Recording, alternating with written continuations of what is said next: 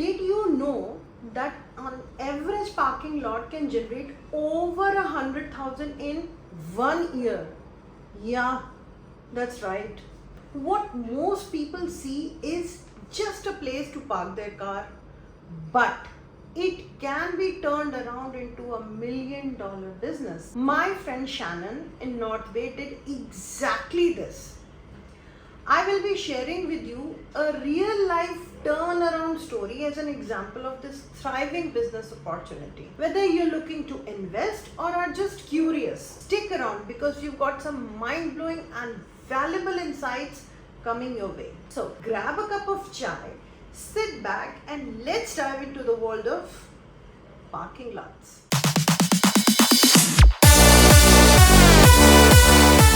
Today, I'm super excited to take you on a journey of transforming a run-of-the-mill parking lot into a thriving $1 million business. Also, I will be sharing with you a real-life turnaround story as an example of this thriving business opportunity.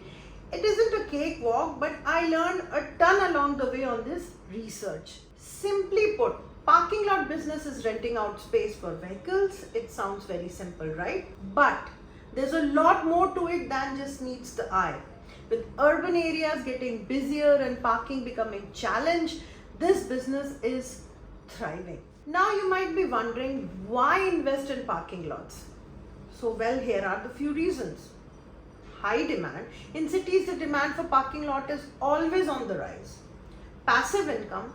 Once set up, it can provide a steady stream of income with minimum ongoing effort. And low overhead. Compared to other businesses, parking lot doesn't require a lot of overhead cost or a lot of time consumption of yours. Alright, so let's set the scene for you. I have a friend in North Bay, Ontario, and for privacy reasons, today we'll name her Shannon. Out of some unavoidable situations in her life, she had to buy a parking lot on Main Street in downtown area, which was almost opposite of a city municipal parking lot just across the street. When she first started, the parking lot was just sitting there, underutilized and mostly empty. But being opposite the city parking lot, she was facing stiff competition. Although being located on a prime downtown area, public didn't see the value of her lot space, and honestly, neither did she at first. She struggled to attract customers, and honestly, she was so disheartened. It was like she was standing on the edge of a gold mine, but she had no clue how to dig in. But with her monthly vendor take back payment, she knew she had to figure out a way to make her lot more appealing and profitable if she wanted to turn this around. After analyzing the whole situation, she knew she had to get creative. First off, she did some market research to see what nearby lots were doing right, the busier ones. She discovered that offering unique services could really set her apart. For starters, she implemented an app for easy booking and payments. No more fumbling with cash or long lines or waiting at the payment counter or even going to the pay machine. Next, she figured out a way to offer perks that would attract more customers, think discounts for regulars, loyalty programs, and even partnerships with local businesses for cross promotion. She reached out to local shops and restaurants to see if they would be willing to offer discounts to her customers. And of course, they were willing because it was a win-win for both the parties. Apart from all this, she also made sure to spruce up the lot itself. A bit of fresh paint, better lighting, clear signage made a huge difference in attracting attention. She even set up a small glass cubicle for waiting area with free coffee. This was so well utilized, especially in North Bay winters. It turned out that people loved hanging out around her lot in summers while waiting for their rides. Little things made big impacts. Now, here comes the exciting part.